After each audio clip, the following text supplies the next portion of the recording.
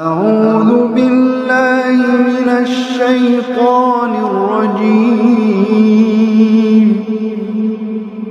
بسم الله الرحمن الرحيم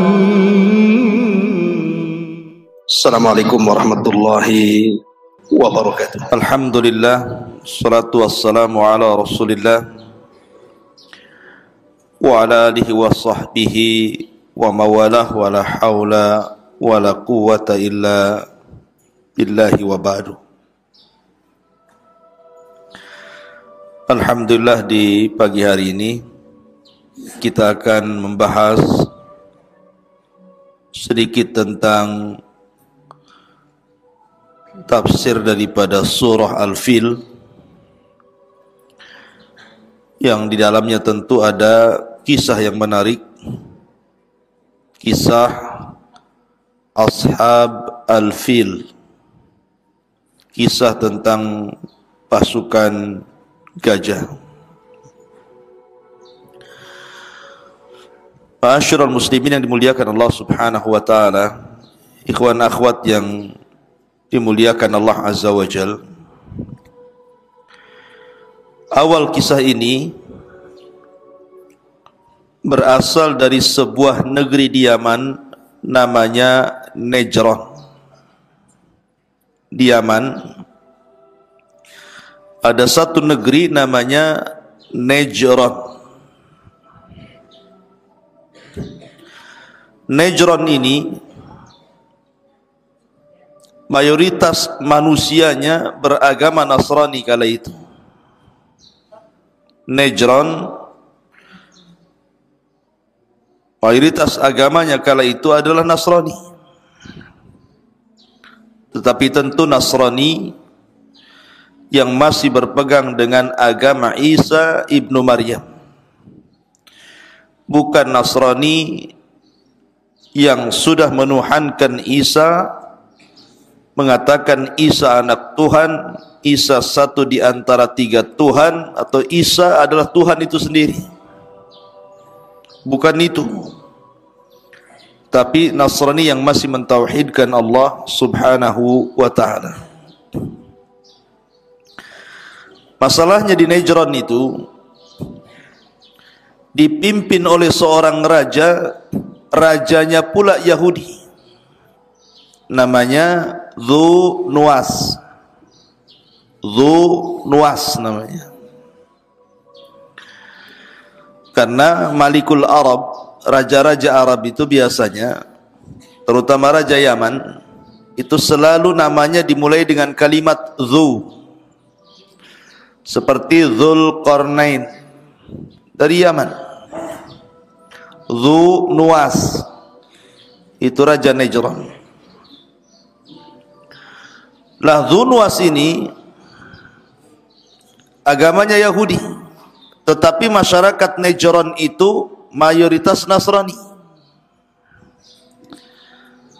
Lah akhirnya Dzu Nuwas ini ingin menjadikan Najran ini semua menjadi Yahudi, memaksa rakyatnya untuk berpaling dari agama mereka, dari Nasrani pindah ke Yahudi.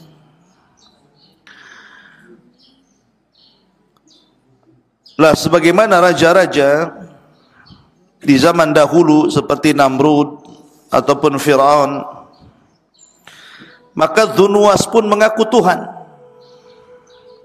Dzu Nuwas itu mengaku Tuhan, sama dengan Namrud.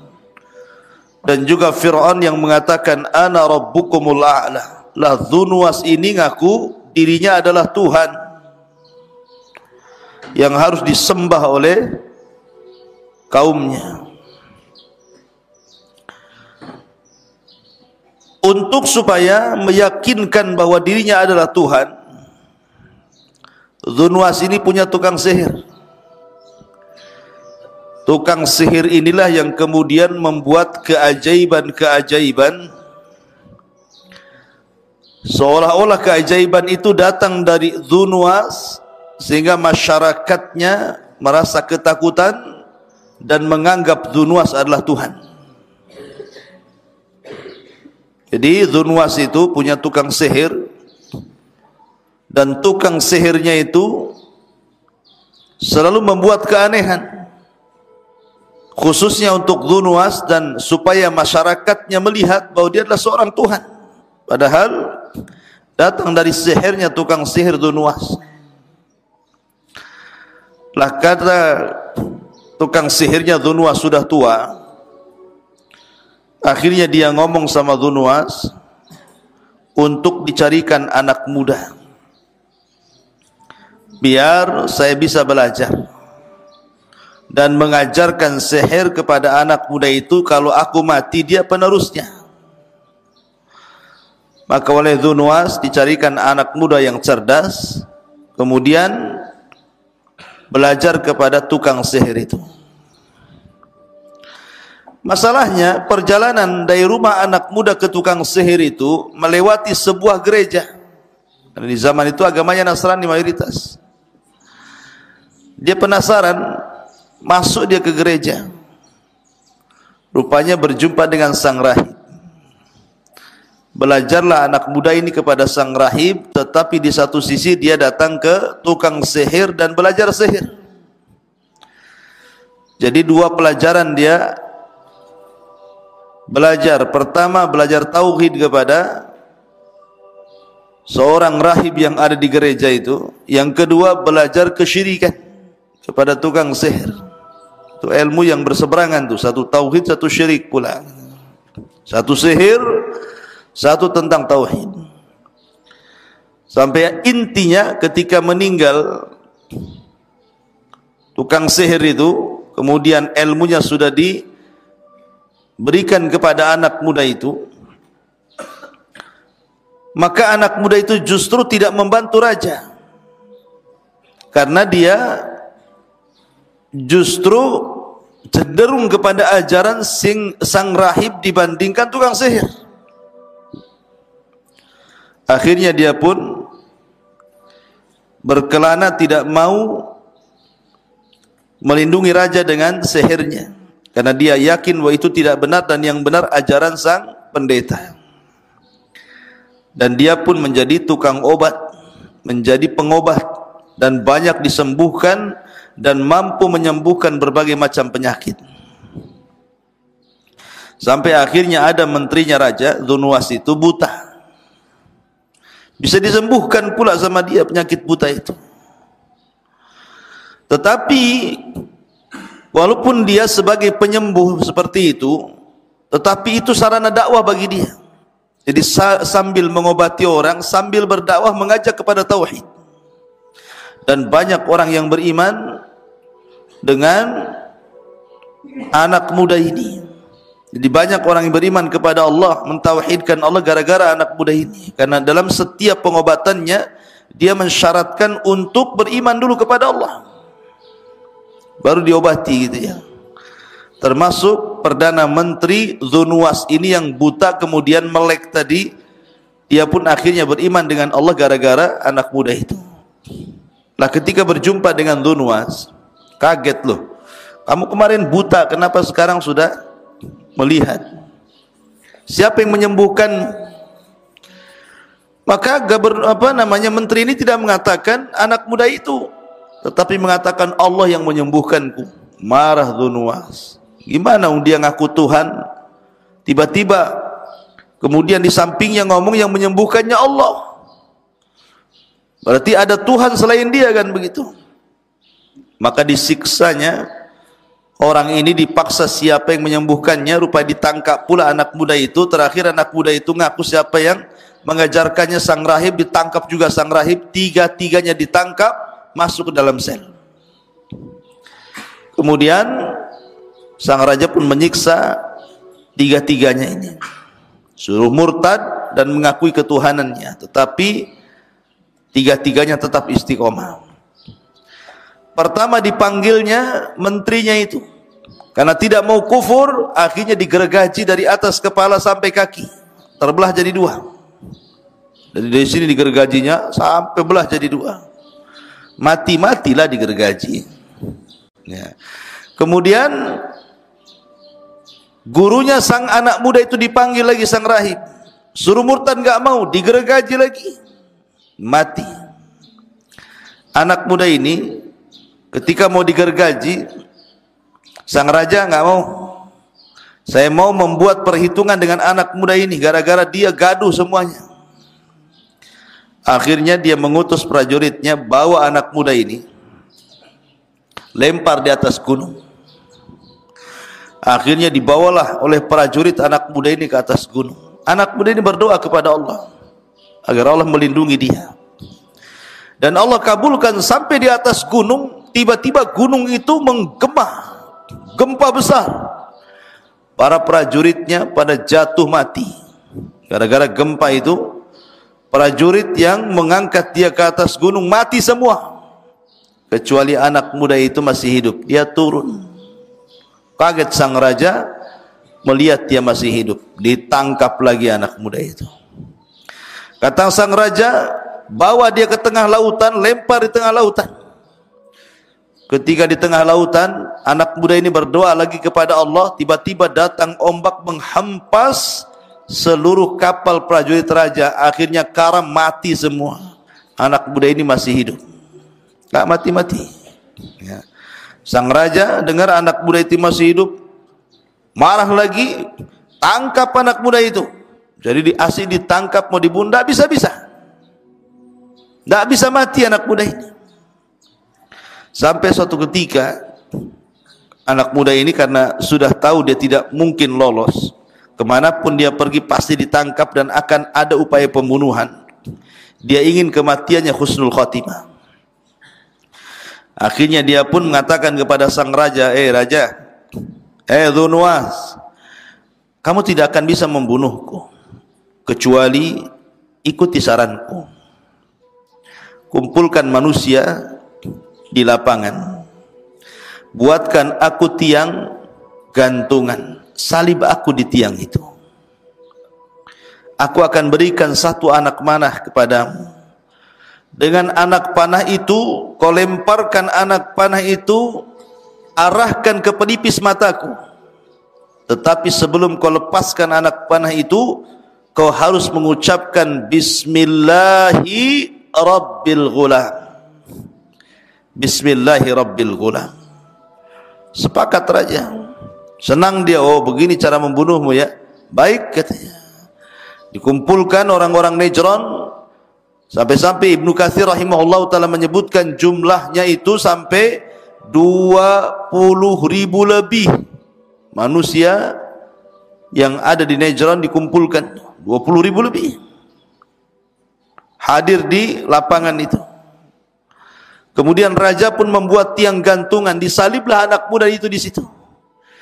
Kemudian anak muda itu setelah memberikan anak panah kepada sang raja Dzunwas, maka Dzunwas ingin menampakkan bahwa dia adalah Tuhan dan bisa membunuh anak muda itu.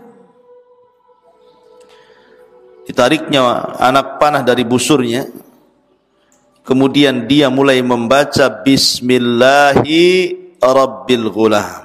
Tidak sadar dia akan ngaku Tuhan, tetapi dia malah mengucapkan Bismillah dengan menyebut nama Allah, Rabbnya si fulan, secara otomatis membatalkan ketuhanannya.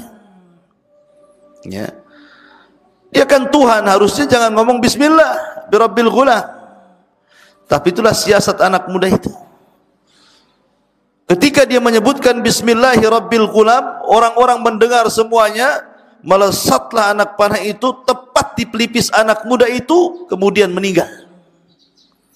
Manusia yang menyaksikan ketika itu, tiba-tiba mereka berteriak, Amanna bi Rabbil Ghulam, Amanna bi Rabbil Ghulam. Kami beriman dengan Rabbnya anak muda itu. Melihat hal itu raja stres. Ini yang beriman 3 orang. Gara-gara matinya anak muda ini yang beriman 20.000 orang. Namanya gugur satu, tumbuh 20.000 tuh. Ya. Jadi raja stres nih. Kok bisa orang-orang ini beriman secara cepat seperti itu? Itulah hidayah. Meninggal saja anak muda ini, bangkit 20.000 orang dan mengatakan amanna bi Rabbil Ghulam. Kami beriman dengan Rabbnya si Ghulam. Akhirnya sang raja marah dan dia mengatakan kepada prajuritnya, tutup gerbang, jangan ada satupun orang-orang itu keluar dari gerbang. Maka ditutuplah sang prajurit, tidak ada boleh keluar dari lapangan itu. Akhirnya satu persatu kata sang raja, buat mereka murtad kembali dan mengakui ketuhananku. Kalau tidak, hukum mereka. Buatkan parit yang sangat besar, masukkan kayu sebanyak-banyaknya, bakar dengan api sebesar-besarnya. Siapapun yang tidak mau mengakui diriku Tuhan, masukkan dia ke dalam api itu. Betul-betul dibuat parit api. Satu persatu dari 20.000 itu suruh murtad. Subhanallah, tidak ada satupun yang murtad. Tidak ada satupun yang murtad. Semua masuk ke dalam api itu. Sampai kepada seorang ibu yang membawa anaknya, hampir ragu-ragu dia. Masalahnya anak kecilnya itu mau dilemparkan ke api. Tetapi tiba-tiba Allah membuat bicara anak itu dan mengatakan, wahai ibuku, jangan takut. Masuklah kau ke dalam api, karena engkau dan aku akan berjumpa di sorga. Baru kemudian dia melemparkan diri ke dalam api. 1, 2, 3 sampai ribuan, dan hampir 20.000 lebih masuk ke dalam api itu. Dan Allah takdirkan dari sekian orang yang diuji dengan api itu, ada 1-2 orang yang mampu melarikan diri atas kehendak Allah. Jadi 1-2 orang itu melarikan diri. Dia tidak sempat masuk ke dalam api dan tidak sempat dipaksa dilempar ke dalam api, dan berhasil melarikan diri. Maka berangkatlah dari Najran menuju Syam. Dan kala itu Syam adalah wilayah Nasrani terbesar. Wilayah agama Nasrani terbesar itu di Syam. Melaporkan tentang kekejaman Dzunwas yang ada di Najran.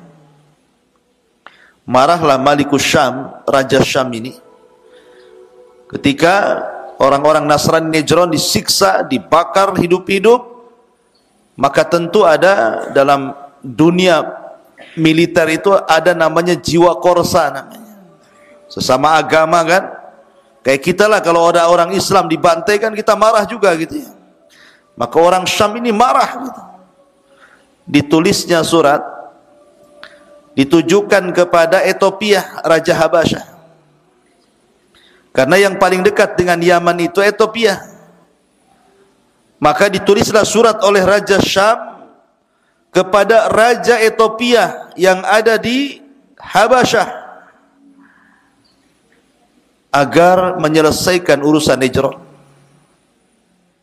Setelah kemudian Raja Habasyah membaca kabar daripada Raja Syam tentang pembantaian di Najran terhadap orang-orang yang beragama Nasrani, marahlah Raja Habasyah ini, karena Habasyah juga negeri yang banyak mayoritas Nasrani kala itu. Maka diutuslah 2 pasukan besar dipimpin oleh 2 jenderal. Pertama namanya Abrahatul Asram. Ini muncul nama Abraha di sini. Ya, pertama namanya Abrahatul Asram. Yang kedua namanya Riyadh. Jadi Raja Ethiopia mengirim 2 jenderal besar dengan pasukan besar. Pertama dipimpin oleh Abrahatul Asram, yang kedua dipimpin oleh Riyadh. Berangkatlah 2 jenderal dengan 2 pasukan ini dari Habasyah menuju Najran, Yaman. Lah akhirnya kemudian setelah sampai pasukan itu ke Yaman, maka digempurnya Najran oleh 2 pasukan besar ini, oleh Riyadh dan Abrahatul Asram, dan berhasil dikuasai Najran oleh 2 jenderal asal Habasyah Ethiopia ini. Kemudian Dzunwas pun melarikan diri. Akhirnya kemudian dikejar dan berhasil dibunuh di lautan. Nah, setelah meninggal Dzunwas, Maka kondisi Najran kembali kondusif, kembali menguat agama Nasrani, dan dipimpin oleh dua jenderal, Abrahatul Asram dan Riyad. Dalam sebuah daerah, ikhwan, tidak mungkin dipimpin dua orang. Wali kota saja di Batam satu, sama dengan gubernur satu. Tidak mungkin wali kota dalam satu daerah dua. Bisa pecah kongsi nanti. Makanya ketika itu Abraha, dia licik dia ingin membunuh Riyad, supaya dia satu-satunya penguasa Najran di bawah kekuasaan Habasyah, atau di bawah kekuasaan Ethiopia ketika itu. Akhirnya dengan kelicikan Abraha, dengan taktik dan politiknya Abraha, akhirnya Abraha berhasil membunuh kawannya sendiri, namanya Riyad. Ketika Abraha membunuh Riyad, marah ini Malikul Habasyah ini, raja Ethiopia ini, kok bisa jenderalnya dibunuh oleh Abraha. Akhirnya kemudian ngirim surat kepada Abraha, seolah-olah mengatakan, kenapa kau bisa membunuh Riyad? Kalau kau tidak bisa mendatangkan alasan itu, kami akan datangkan pasukan yang besar dan akan membunuhmu dan akan membunuh pasukan. Akhirnya Abraha pun ingin menangkan raja Ethiopia. Cerdas Abraha ini. Dibawanya emas-emas dari Yaman, dibawanya barang-barang berharga dari Yaman, termasuk tanah Yaman. Kemudian dikirim ke Ethiopia dan mengatakan, sesungguhnya kami tidak memberontak Anda wahai raja, kami tetap berada di bawah kekuasaan Ethiopia. Dari situ sang raja akhirnya percaya dengan Abraha, kemudian mengukuhkan kekuasaan Abraha menjadi wakil dari Habasyah Ethiopia untuk memegang Najran Yaman. Maka jadilah Abraha raja Najran menggantikan Dzunnuwas. Lah setelah Abraha menjadi raja, Abraha ini kan bukan orang Arab, tidak pandai pun berbahasa Arab. Dia melihat kebiasaan orang-orang Arab. Yaman itu kan Arab, kalau Ethiopia bukan Arab.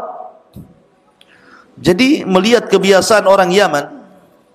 Orang Yaman itu suka datang ke Mekah, mengagungkan Ka'bah setiap setahun sekali. Mereka melakukan haji dan umroh, tentunya ala jahiliyah lah, tapi masih mengagungkan Ka'bah. Terpikirlah oleh Abraha untuk mengalihkan kiblat manusia dari Ka'bah ke Najran. Gimana caranya orang Arab tidak datang lagi ke Ka'bah dan datang ke Najran?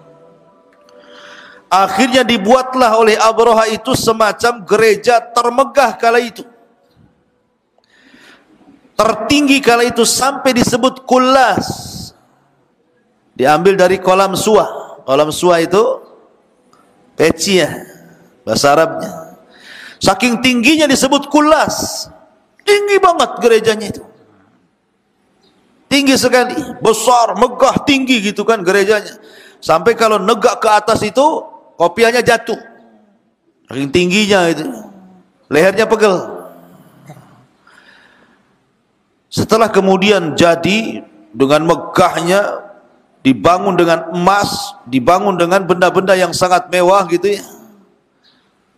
Ketika hendak diresmikan, dikirimlah surat ke kabilah-kabilah Arab agar mereka mau datang ke gerejanya dan meninggalkan Ka'bah.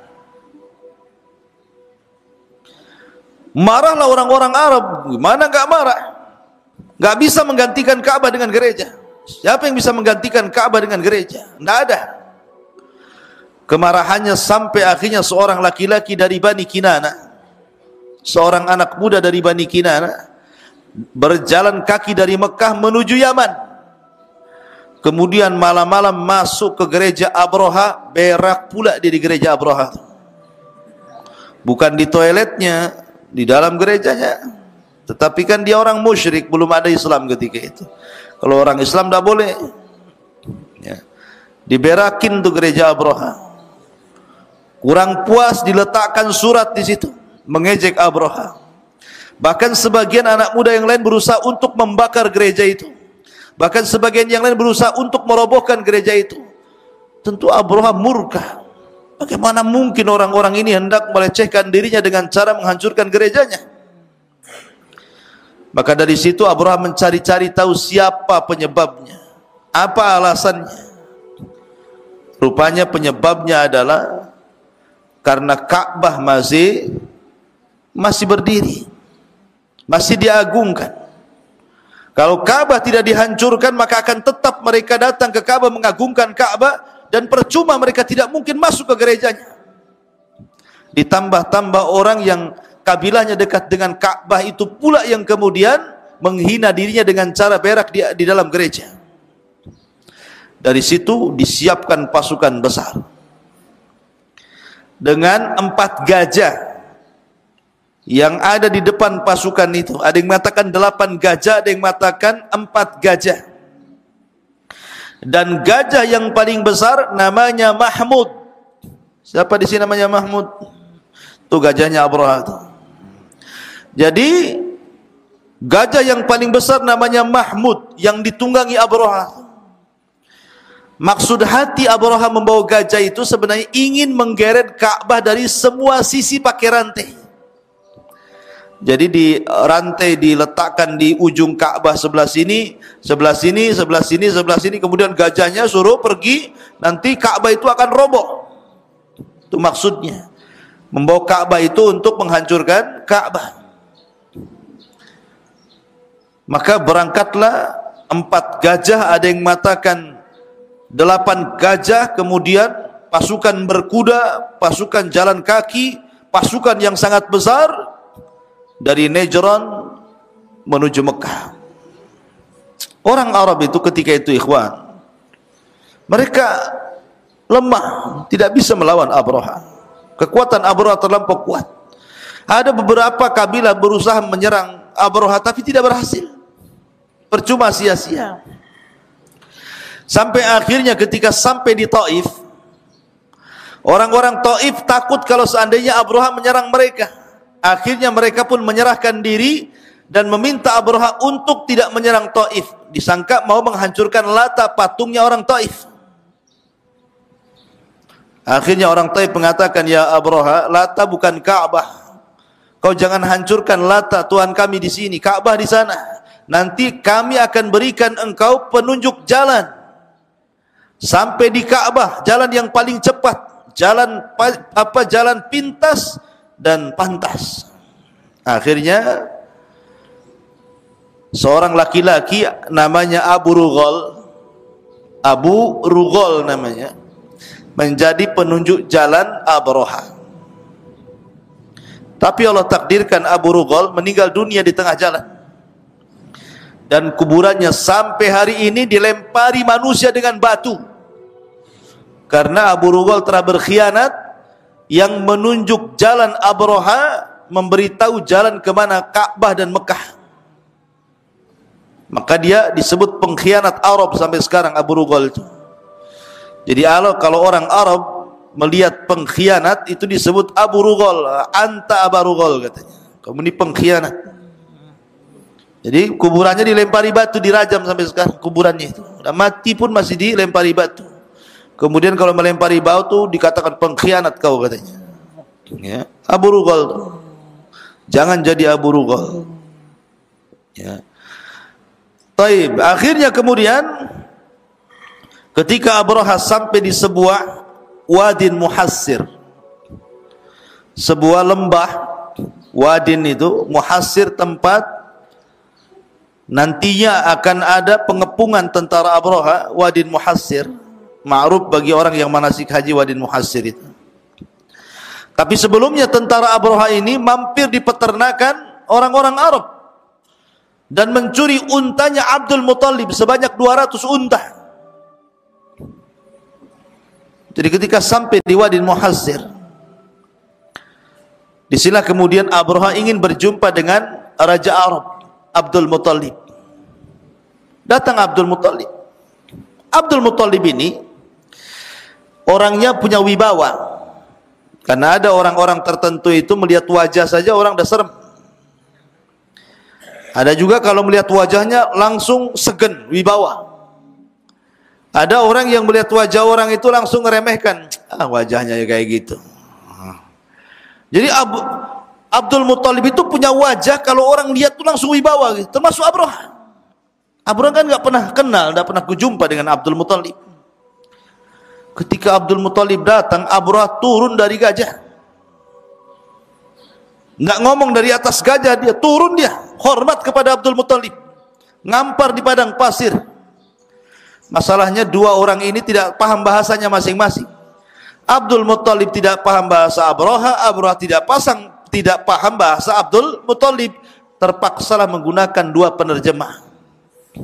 Menerjemahkan Abdul Muttalib dan menerjemahkan Abrahatul Asram. Seolah-olah Abraha mengatakan kepada Abdul Muttalib, bagaimana pendapatmu tentang pasukan yang akan menghancurkan Ka'bah ini? Tetapi Abdul Muttalib tidak menjawab soal pasukan yang akan menghancurkan Ka'bah. Justru dia mempersoalkan anak muda Abraha yang mencuri unta, 200 unta miliknya. Kata Abdul Muttalib, mana unta-untaku? Kenapa kau curi? Abraha meradang ketika itu. Dikiranya Abdul Muttalib akan marah gara-gara Ka'bahnya akan diserang.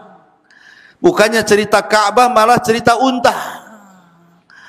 Maka Abraha pun langsung hilang karismanya. Abdul Muttalib langsung hilang karismatiknya di hadapan Abraha dan mengatakan, aku cerita tentang penyerangan, kau pula cerita tentang unta. Maka kata Abraha, kembalikan untanya. Kemudian Abdul Muttalib mengatakan, ya Abraha, aku tidak tertarik ceritamu tentang penyerangan Ka'bah. Karena unta itu ada tuannya, dan tuannya adalah saya. Dan Ka'bah itu juga ada tuannya, dan tuannya adalah Tuhan yang akan melindungi Ka'bah. Enggak ada urusan Ka'bah dengan saya, karena sudah ada pelindungnya Ka'bah itu. Akhirnya Abdul Muttalib pun mengambil unta-untanya, mengumpulkan kabilah-kabilah di sekitar Arab, kemudian berdoa kepada Allah Azza wa Jalla. Begitulah orang-orang musyrik, di saat genting mereka berdoa kepada Allah, tapi di saat mereka senang mereka menyekutukan Allah Azza wa Jalla. Wa idza raqibu fil fulki da'awullaha mukhlishina lahuddin falamman najahum idzahum musyrikun. Apabila mereka diombang-ambing di tengah lautan dalam kondisi genting, mereka berdoa ikhlas karena Allah, tapi ketika diselamatkan mereka melakukan kesyirikan. Begitu kebiasaan orang musyrik. Abdul Muttalib pun bermunajat kepada Allah untuk supaya warganya tidak ada yang kena, Ka'bah tidak hancur, dan begitu seterusnya. Akhirnya mereka pun disuruh naik ke mana? Ke Jabal Abi Qubais, yang sekarang jadi istana raja. Naik semua ke Jabal Abi Qubais, mau melihat apa yang terjadi dengan Abraha dan pasukannya di atas gunung itu. Maka semua kabilah-kabilah yang dekat dengan Ka'bah naik semua ke Jabal Abi Qubais, dilihatin dari atas tuh, mau apa Abraha tuh. Ketika Abraha sudah mendekati Ka'bah, kan di Wadi Muhassir itu kan sudah mendekati Ka'bah, tiba-tiba untanya enggak mau gerak. Disuruh menghadap Ka'bah, jalan ke Ka'bah enggak mau jalan, tapi ke tempat lain mau dia. Kalau disuruh berdiri jalan ke arah Ka'bah enggak mau, langsung deprak lagi. Tapi kalau diarahkan ke selain Ka'bah langsung berdiri dan siap jalan gitu. Ada apa ini? Ya, kok begini? Akhirnya kemudian Allah Subhanahu wa taala menghendaki lain. Tiba-tiba langit gelap, bukan karena awan. Ketika Abraha dan pasukannya melihat ke langit, rupanya gelapnya langit itu karena tertutup oleh burung-burung laut yang berwarna hitam. Itulah burung ababil. Allah kirim burung-burung laut yang disebut dengan ababil. Kemudian burung itu menutup matahari, menutup awan, sehingga gelap gulita, dan setiap burung membawa batu-batu yang sangat panas. Minimalnya 3 batu satu burung, 2 di tangan dan 1 di paruhnya. Kemudian mereka pun melempari batu itu melesat seperti tembakan senapan. Kalau mengenai dadanya tembus ke belakang, mengenai kepalanya tembus ke belakang ke tengkuknya. Makanya Allah Subhanahu wa taala permisalkan seperti daun yang dimakan ulat. Lihat daun kalau dimakan ulat kan tembus tuh. Ya.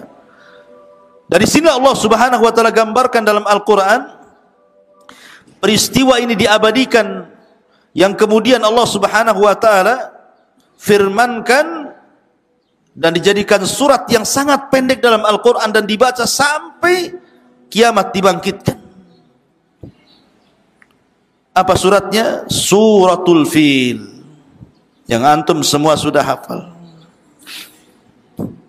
Alam tara kaifa fa'ala rabbuka bi ashabil fil.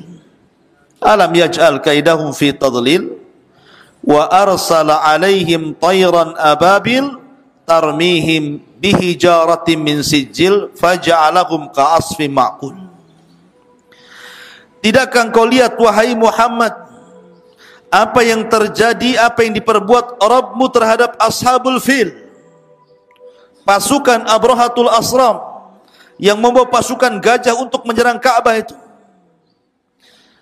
Alam tara kaifa fa'ala rabbuka bi ashabil fil alam yaj'al kaidahum fi tadlil. Bukankah kami jadikan tipu daya mereka sia-sia? Lihat bagaimana Allah Subhanahu wa taala membatalkan makar mereka. Wa makaru makran wa makarna makran wallahu khairul makirin. Silakan kalian buat makar, Allah juga punya makar sendiri, dan sebaik-baik makarlah makarnya Allah Subhanahu wa taala.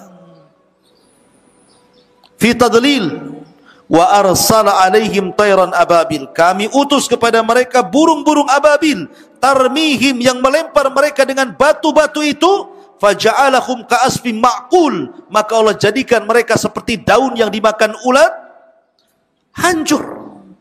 Ya, termasuk Abrahatul Asram. Maka orang itu setiap dilempar oleh batu-batu itu langsung meleleh dagingnya. Tidak ada yang selamat dalam peristiwa ini. Abraha sempat diselamatkan dan sampai di Son Ayaman, tapi kemudian juga Allah Subhanahu wa taala mengadab Abraha dan tetap mengalami kematian. Maka akhirnya terjadi irhasat, keajaiban-keajaiban dunia, karena setelah peristiwa ini 50 hari lahirlah baginda sallallahu alaihi wasallam sebagai sayyidul anbiya wal mursalin, penutupnya para nabi dan rasul. Dari peristiwa ini 50 hari setelahnya lahirlah Rasulullah. Makanya cerita Ashabul Fil disebut irhasat. Irhasat itu nama lain daripada mukjizat. Tapi irhasat itu keanehan yang terjadi sebelum Rasul diangkat menjadi nabi dan rasul. Namanya irhasat. Ini keanehan. Allah Subhanahu wa taala menangkan orang-orang Mekah dan tanpa ada perlawanan sedikit pun kepada Abrahatul Asram dan pasukannya. Tiba-tiba Allah Subhanahu wa taala mengirim burung. Lihat bagaimana Allah kalau menghancurkan sesuatu itu tidak perlu ngirim buaya, ngirim harimau, nggak perlu, cukup burung laut saja. Ya, terkadang kalau Allah mengadab sebuah kaum itu yang diutus apa? Nyamuk. Ingat Namrud? Namrud itu saking sombong yang ngaku Tuhan, sampai mau membunuh Ibrahim dan orang-orang yang mengikuti Ibrahim. Akhirnya Namrud diadab dengan satu nyamuk yang masuk di hidungnya, kemudian menggerogoti otaknya, akhir digedar-gedorkan otaknya ke tembok. Terakhir dia minta kepada khadimnya untuk mengambil sandal, dipukulkan di kepalanya. Pas dipukul mati dia. Ya, kalau Allah mau, Allah bisa bunuh orang dengan nyamuk. Begitulah orang congkak, orang sombong. Tidak perlu dikirim harimau masuk ke rumah Namrud, cukup dikirim nyamuk saja. Ya. Ma'asyiral muslimin yang dimuliakan Allah Azza wa Jalla, inilah di antara kisah tentang ashab al-fil.